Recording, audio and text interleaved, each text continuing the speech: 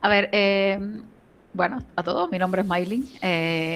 Tengo estudiantes, tengo trabajos en varias áreas, entre ellas áreas de cosas de optimización y análisis de datos en energía fotovoltaica, en este caso con estudiantes de la Universidad de la Frontera de Chile, que tenemos varias publicaciones ya en revistas de fotovoltaica, y también tenemos algunos trabajos relacionados con el análisis de datos en cuanto a volcanes, que también es con este programa de doctorado de la Universidad de Chile. Son personas que trabajan directamente en los sistemas de monitoreo de volcanes. Chile tiene 43 volcanes activos, así que tenemos datos por donde cortar.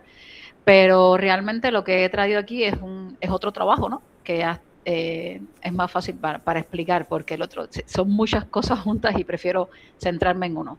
Este trabajo, bueno, es una propuesta de algoritmos bioinspirados, con un enfoque orientado a metas. Sobre todo lo que voy a compartir la pantalla a ver si se ve. Bueno, entonces, ¿por qué surgió este proyecto?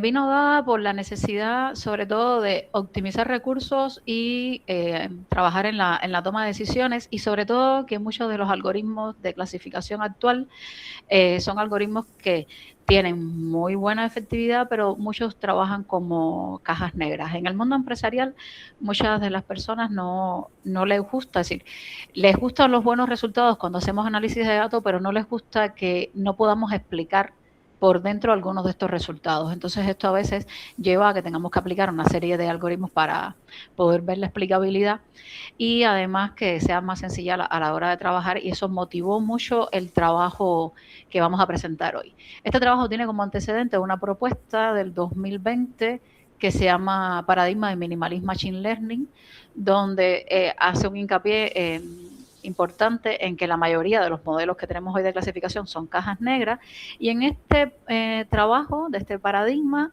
lo que intenta es minimizar la cantidad de future para poder hacer una representación de la decisión de la clasificación en un plano cartesiano.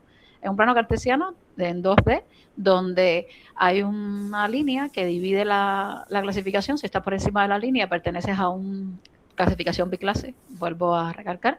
Si estás por encima de la línea, eres de una de las clases, y si estás por debajo de la línea, eres de otra de las clases. Me llamó mucho la atención este trabajo, que es de un profesor de la Universidad del Instituto Politécnico Nacional, con el que trabajé, y empezamos a ver algunos datos, y con un estudiante de doctorado empezamos a ver cómo esto se podía aplicar en otros algoritmos. El objetivo principal era, por supuesto, modelos más explicables e intentar hacer más fácil la forma de entender la clasificación. El primer experimento que hicimos para saber si realmente se podían hacer algunos cambios sobre los algoritmos ya existentes y utilizar algunos paradigmas actuales o no tan actuales, como el hecho de que un algoritmo se pueda ajustar por sí mismo, que tome decisiones, que intente que no se repitan las cosas, que no se construyan tantos modelos, por ejemplo, o que los modelos no sean tan extremadamente grandes. Lo primero que hicimos fue analizar uno de los algoritmos que es un paradigma realmente en el mundo de la clasificación, que es el Random Forest. En este caso, el Random Forest es un ensemble, y de forma general, por defecto, en la mayoría, si tú pones por defecto el Random Forest, te construye 100 árboles, 1000 árboles, 500 árboles en dependencia, pero en ocasiones hay muchos de estos árboles que se repiten, o hay muchos de estos árboles que quizás no tengan la efectividad necesaria, sino se construyen muchos árboles, y al final, con una cantidad de árboles menores, se puede llegar a una clasificación objetiva. ¿Qué hicimos? Hicimos un análisis de este algoritmo, intentando minimizar, sobre todo hacer una prueba para minimizar la cantidad de árboles. Es decir, mantener la efectividad del algoritmo minimizando la cantidad de árboles, y que la parada del algoritmo, es decir, de que la construcción de la parada del algoritmo lo tomara por él mismo, por supuesto tomando sus decisiones y teniendo una meta que es construir la menor cantidad de árboles, pero mantener la efectividad de la de la clasificación. Para esto hicimos un análisis del Random Forest, hicimos un modelado utilizando el I asterisco, que tiene 1000 años, pero a pesar de tener 1000 años, tiene una forma muy interesante de modelar algunas metas, de ver las interacciones entre los mismos algoritmos, ver qué se necesita, qué no se necesita, qué hace cada parte del algoritmo, qué parte la hace el analista de datos, y a partir de ahí a ver cómo podíamos hacer esta modificación de la construcción del esquema de la construcción de la floresta del Random Forest, y hacer, por supuesto, un análisis de la accuracy. Aquí hay una representación bastante compleja, es un poco difícil a veces verlo, de lo que es el Random Forest y cómo lo podíamos hacer, que era intentar que esta construcción de árboles pasara, es decir, el árbol, es decir, el Random Forest tiene por defecto 100 árboles, para cuando termina de construir los 100 árboles y a partir de ahí vota. En este caso no era así. En este caso lo que intentamos es el Random Forest por defecto, el analista de datos le pone 100 árboles, 500 árboles, 200. Lo da por entrada como un parámetro, pero el algoritmo va construyendo árboles y va viendo la efectividad de la clasificación con los árboles que va construyendo, y a partir de un punto en que hay una convergencia, en que ya no se mejora la clasificación, entonces para la construcción. No fue, se dice sencillo, pero no fue algo tan sencillo. Hicimos un estudio experimental previo para poder saber dónde íbamos a hacer el corte de la floresta, dónde íbamos a hacer, cómo íbamos a hacer el estudio de la convergencia esta de cuando estaba clasificando, y nos inspiramos sobre todo en un algoritmo que es un derivado del Random Forest, que es el Progressive Sampling, que también hace una reducción de la floresta. En este caso utilizamos un gran número de datasets para poder saber cuál era la eficacia del algoritmo Random Forest en esos datasets. El Random Forest clásico de toda la vida, cuál era la eficacia en esos datasets, y se utilizaron todos estos datasets de datos, que son como 24 datasets o más, 32. En uno somos 24 y en otro somos 32, por eso no me acuerdo el número exacto. Entonces, a partir de esto, hicimos un esquema para la detención de la construcción. Primero, fuimos probando cómo íbamos a hacer los episodios de las construcciones para saber dónde se paraba, es decir, cuándo se podía medir la convergencia. Para esto hicimos otro experimento que vamos a ver en la próxima diapositiva. En este caso, escogimos episodios de 5 árboles, se calcula la eficacia generada, se guardan los valores de máximo y mínimo de la eficacia, el proceso se repite hasta encontrar un punto donde el valor máximo menos el valor mínimo sea inferior a un parámetro que es 0.02. Esto también lo decidimos a partir de estudio experimental. Además, se decidió que esto debe ocurrir por lo menos en 2 episodios seguidos. No se para en el primer episodio, sino en 2 episodios seguidos en construcción de 5 árboles. Cuando esta condición se cumple, se asume que la eficacia ha entrado en un proceso de convergencia y añadir nuevos árboles no tiene sentido. Posterior a esto, por supuesto, se trunca la floresta en su punto máximo de eficacia, que sería el último episodio. Para escoger exactamente cuántos árboles vamos a construir en estos episodios, se hizo una experimentación con episodios de tamaño 3 árboles, episodios de tamaño 4 árboles, 5, 6, 10, 15, 20, 25. Y el más estable, que se mantuvo en todas las datasets que estudiamos, fue en el episodio de 5 árboles. Y para escoger la diferenciación, es decir, por ejemplo, aquí pueden ver el estudio, es decir, de estos 5 árboles, cómo se mantiene, es decir, la cantidad de árboles y el accuracy. En 5 árboles, me ponerme de frente que creo que tengo 2 pantallas, en 5 árboles, a partir de 5 árboles, como que la eficacia se mantiene casi igual, y por eso fue que decidimos utilizar que el episodio fuera de 5 árboles de paso en paso. Sí, en esta usamos 32 datasets. Entonces, después de esto, también vimos la diferencia para elegir el 0.02, se hizo un análisis con estas convergencias y se vio que hay un momento en que cuando ya no aumenta, lo que empieza es casi que a disminuir la eficacia o mantenerse igual. Y esto se hizo también con los 32 datasets y utilizando algunos cambios. Aquí podemos ver, por ejemplo, el análisis en 2 episodios con la construcción de 5 árboles, y podemos ver cómo va siendo la diferencia de la eficacia Y es algo interesante cómo va quedándose como en una línea recta en que no se mejora absolutamente nada. A partir de esto, ¿qué se decidió? Se le da al algoritmo, si se le da, se construye una nueva, como un tipo, un agente, en este caso fue un agente, pero un agente construido en Python, donde le digo, yo te paras de construir cuando se cumplen esta serie de condiciones. El agente casi es el que toma la decisión para cumplir la meta de no seguir construyendo. Aquí tenemos el pseudocódigo del algoritmo y nos fuimos a hacer como una experimentación ya real con nuestro Random Forest. ¿Qué hicimos con el Random Forest? Hicimos un Random Forest que intentamos hacer un estudio con otras variedades de Random Forest que podían ser los adecuados. El Random Forest básico, hicimos una comparación con un Random Forest MM, que es el nuestro, y también un Random Forest Banfield, que utiliza por detrás el Progressive Sampling, que hace también es decir, que detiene la construcción. Utilizamos la 32 datasets diferentes, utilizamos una validación cruzada con K igual 10, todo se hizo sobre la misma computadora, y el Random Forest por defecto lo que construía, es decir, el básico construía 100 árboles. ¿Qué hicimos aquí?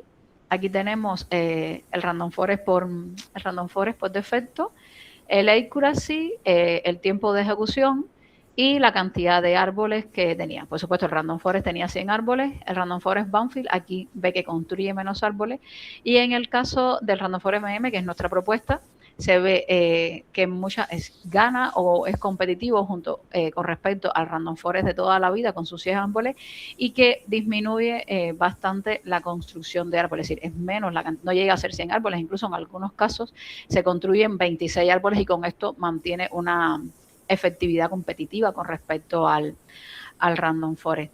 Hicimos, por supuesto, análisis estadístico, y en este caso, el análisis estadístico se puede ver que el Random Forest MM, es decir, mantiene la eficacia con respecto al Random Forest en un 99,86%, un 99,32% con respecto al Random Forest Banfield, y que la construcción de árboles de nuestro Random Forest con el Random Forest básico es más o menos, es decir, en todas las ejecuciones, construye 57 árboles contra 100 que construye el Random Forest, y contra el Banfield la de esto es mejor. Ahora, ¿qué pasa? Esto realmente lo que nos hizo entender es que sí se podía hacer un análisis. Todo esto fue casi un estudio experimental. Este estudio experimental está publicado en Apply Intelligence de febrero-marzo del 2025, y a partir de este estudio experimental dijimos, sí, podemos hacer cambios y podemos tener en cuenta las metas, y podemos tener que dentro de las metas intentamos que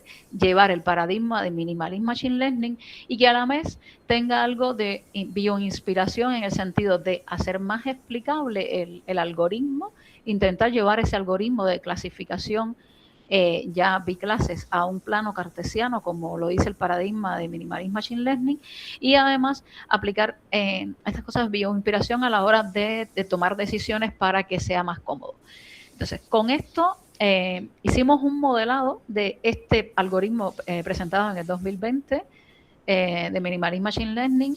Hicimos un análisis de ese algoritmo orientado a metas y viendo qué se podía cambiar, qué podemos cambiar. Este algoritmo de Minimalist Machine Learning presentado en el 2020 ha sido una selección de feature medio aleatorio con fuerza bruta. Sí, como base creo que utiliza el NUT, el dataset NUT, que tiene 1070 rasgos. Utiliza al final, se queda con 3 rasgos, pero utiliza una fuerza bruta que le lleva tiempo. Es uno de los problemas que tenía el algoritmo. Y además de eso, solo tiene una clasificación. Es decir, estos son nuestros 3 rasgos principales con la que hacemos la clasificación, y a partir de ahí clasificamos. ¿Qué queríamos? Hacer algo parecido a lo que se hace en Random Forest, llevar esto un poquito más a un ensemble, a utilizar es decir, el principio de Minimalist Machine Learning, poniéndolo todo en un plano cartesiano, y para hacer un ensemble fue que se tuvo en cuenta la bioinspiración. Aquí tenemos un ejemplo del I asterisco con el que se analizó el algoritmo, es decir, el paradigma de Minimalist Machine Learning. Y entonces, bueno, a partir de ahí, ¿qué hicimos? Intentar delegar al clasificador la tarea de escoger los atributos, manteniendo este principio de minimalismo y respetando las metas de aumentar la explicabilidad, para no usar fuerza bruta y usar algo que fuera random, pero no tan random. Decidimos utilizar un random search teniendo en cuenta el teorema, teniendo en cuenta el teorema de no free lunch, que supuestamente en las metaheurísticas dice que ninguna metaheurística es superior a otra y que todas tienen un comportamiento promedio, y además teniendo en cuenta la navaja de Ockham, que significa, vamos, si algo lo puedes hacer simple, ¿por qué complicarlo? Random search es algo muy fácil de hacer, muy fácil de entender y explicarle al que sea. Y entonces a partir de ahí utilizamos random search también porque la selección de atributos es un problema combinatorio complicado y random search es muy útil en espacios de búsquedas grandes y desconocidos. En este caso lo que estamos diciendo, tenemos un dataset, tenemos que entender cada uno de los rasgos y hasta cierto punto es medio desconocido y que es uno de los tiempos que más se demora uno a la hora de hacer análisis de datos, es entender los datos, conocer, saber la relevancia, seleccionar los features, y por eso el random search también para esta parte de espacio de estado y saber más o menos qué escoger. Por supuesto, una simplicidad y capacidad para una exploración amplia y valioso en problemas de poca información previa. Por eso fue que decidimos usar el random search. Ahora, ¿qué vamos a hacer a la hora de convertir este algoritmo que solo tenía un clasificador para convertirlo en un algoritmo que tuviera varios clasificadores? ¿Qué hicimos? Lo queríamos llevar a un principio de ensemble, y con este principio de ensemble que quisimos agregarle algo nuevo, que era el principio del Honeybee Democracy. El Honeybee Democracy, propuesto por Selene en el 2010, no es algo que se haya llevado mucho a la parte de algoritmización, es más en la parte biológica, y también tuvimos en cuenta lo propuesto por Nash, el equilibrio de Nash, en el año 50. ¿Qué hicimos en este caso? Lo que queremos es construir pequeños clasificadores y que se comporten con estos principios. Más adelante en la presentación vamos a ver cómo es que se hace la selección y cómo juegan estos principios en el ensemble, en la construcción del ensemble. Hicimos un análisis, cargar el dataset, preparamos el dataset, inicializamos, cargamos los agentes con las características definidas en dependencia del principio, y a partir de ahí sí utilizamos por defecto para hacer la validación cruzada y para que fuera determinista en las experimentaciones usamos el Lee-Wanao Cross Validation. Sé que es muy pesado porque tienes que hacer se repite todas las veces, por tanto entradas tenga, pero cada vez que lo repite da el mismo resultado, y queríamos hacer un estudio determinista en este sentido. Ahora, ¿qué el primer clasificador? El clasificador basado en el principio de Honeybee Democracy. ¿Qué hacíamos? Cada agente clasificador que tenía por defecto, a cada uno de estos agentes tiene un random search que elige un conjunto de datos que podían ser, un conjunto de rasgos que podía ser entre 3 y 5 rasgos. Estos rasgos se utilizaba la media, es decir, el promedio, para hacer una representación en el plano cartesiano, y se hacía una división que era muy lógica, si se podía ver una división, el que quedaba para arriba era de una clase, el que quedaba para abajo era de otra clase. ¿Qué pasa? Que no solo usamos un clasificador, sino varios clasificadores, varios agentes. Cada uno de estos agentes, con el random search, con ese conjunto de atributos, lo vemos como si fuera una propuesta de sitio, como hacen las abejas. Es decir, el Honeybee Democracia lo que consiste es en cuando las abejas se van a mudar de nido, varias abejas salen de recorrido y cuando regresan hacen como un baile. Este baile está tiene varias significancias, y la abeja que mejor baila, que significa la que mejor información va, es la abeja que gana y es hacia donde se muda ese nido. Entonces, ¿qué cosa es esa calidad? La calidad del sitio es el error de la clasificación, y la elección final es la que tiene más respaldo, la de menor errores. Entonces tengo un conjunto de agentes que estoy creando, y ese conjunto de agentes me quedo con el de menor errores, pueden ser 3, 4, 5 agentes en dependencia de lo que se ponga, y que logra esto, es decir, no se elige el primer resultado como lo hacía el Minimalist Machine Learning, sino que se guarda en memoria las combinaciones exploradas. Esto también ayuda mucho a la explicabilidad, y se elige al final la más sólida y recurrentemente efectiva. Entonces, esto es interesante a la hora del ensemble. Fíjate, no solo estoy escogiendo cualquier clasificador, sino el que intenta minimizar la cantidad de errores.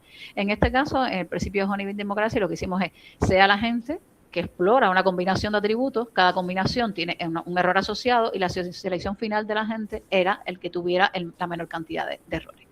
Es decir, donde CI es la combinación de atributos con el menor error obtenido durante la búsqueda. Entonces, si hay múltiples con el mismo error, se elige al que apareció primero. Esto simula el sesgo temporal observado también, es decir, observando en las abejas preferencias por exploradoras tempranas, y el modelo combina la exploración exhaustiva, la memoria selectiva y el consenso naturalista de que sea el que menos errores me dé en la combinación de varios agentes, porque tengo 5 agentes y cada uno de estos agentes lo elijo con los atributos que menor errores dé. Ahora, con este principio dijimos, perfecto, esto es una inspiración muy interesante, pero ¿por qué no intentar hacer una modificación y agregarle además a esta inspiración el equilibrio de Nash? El equilibrio de Nash desde el punto de vista matemático, es decir, que las abejas no elijan el mejor sitio individualmente, sino por un consenso colectivo.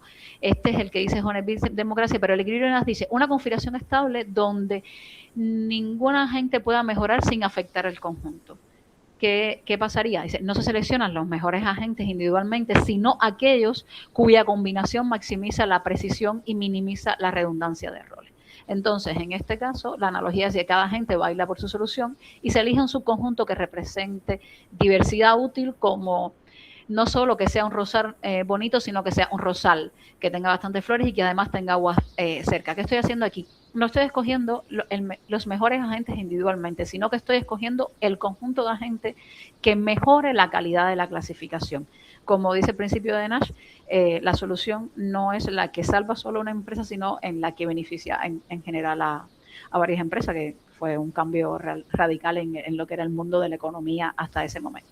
En este principio, basado en este principio de Nash, lo que hacíamos era escoger aquel argumento, es decir, la precisión del conjunto por votación, donde la redundancia de errores, utilizando el índice de Jaeger entre agentes, fuera la menor posible, una penalización por error compartido, y el K, el número de agentes seleccionados, que en este caso también fue entre 3 y 5 agentes para evitar si hay empates. ¿Qué estábamos intentando? Se busca una robustez colectiva, no una perfección individual. Se evita el sobreajuste grupal, premiando a agentes con errores distintos, pero complementarios, y se genera un ensemble más diverso, resiliente, adaptativo, y simplemente que elegir a los mejores. En este caso, ¿qué hicimos? Después de hacer todas estas propuestas, volvimos a hacer una experimentación con nuestros 2 clasificadores, uno con el Bidemocracy y uno con el Honey. Para esto utilizamos 10 datasets con diferentes cantidades de instancias, con diferentes cantidades de atributos, donde hubiera desbalance y donde no hubiera desbalance. Por eso le damos una importancia ahora a una serie de métricas. En este sentido, bueno, utilizamos todo Python, lo hicimos en el Google Colab, con el Iguanado Cross Validation todas las veces para poder hacerlo, poder repetir y que sea determinista. Entonces aquí vemos los resultados de las diferentes ejecuciones. Si las ejecuciones son ejecución con 3 agentes, ejecución con 2 agentes, ejecución con 5 agentes, y utilizamos sobre todo el balance accuracy como medida de eficacia. Porque el balance accuracy, como teníamos algunos datasets desbalanceados, el accuracy es en ocasiones un poco, no es la mejor métrica. Bueno, el balance accuracy y el F1 score. En este caso, esto es una comparación solo entre los 2 algoritmos nuestros, entre el Honey y el Nash. El Nash casi siempre le ganaba al Hornet-Bee Democracy en lo que era en el balance de accuracy. Aquí tenemos con otros datasets, donde muy pocas veces el Honey le ganaba al Nash, y que teniendo en cuenta esto, bueno, dijimos, bueno, en balance de accuracy el Nash gana en datasets con más complejidad o desequilibrio, mientras que en otros datasets que el rendimiento es casi igual con respecto al otro. Con respecto al F1 score, la diferencia con mayor profundidad cuando el Hornet-Bee Democracy tiene mayores caídas drásticas es en aquellos que tienen más desequilibrio. Y bueno, en el accuracy similar al balance de accuracy entre los 2 algoritmos propuestos. Ya después de esto, ¿qué dijimos? Vamos a comparar estos 2 subconjuntos de algoritmos con ya algoritmos que estén bien documentados en la literatura, el Random Forest, el J48, un Vector Supermachine optimizado, un 1NN, un 3NN y un Night Bayes. Decidimos hacerlo y hacer una comparación con respecto a estos algoritmos, cuál era su eficacia, es decir, cómo era su rendimiento, y En muchos se mantuvo igual y en algunos datasets los superó. Lo superó y esto es interesante porque estamos hablando de algoritmos que aunque utilicen agentes, son algoritmos bastante pequeños y no necesitan tanta capacidad de cómputo. Son algoritmos donde el agente, cada uno de los agentes escogidos dejan claro cuáles son los atributos que se están utilizando y estás viendo cómo se está haciendo la clasificación biclase. Aparte de eso hicimos, bueno, aquí tenemos un diagrama de cajas donde podemos ver el comportamiento de nuestros algoritmos con respecto a los demás algoritmos, es decir, teniendo en cuenta el accuracy.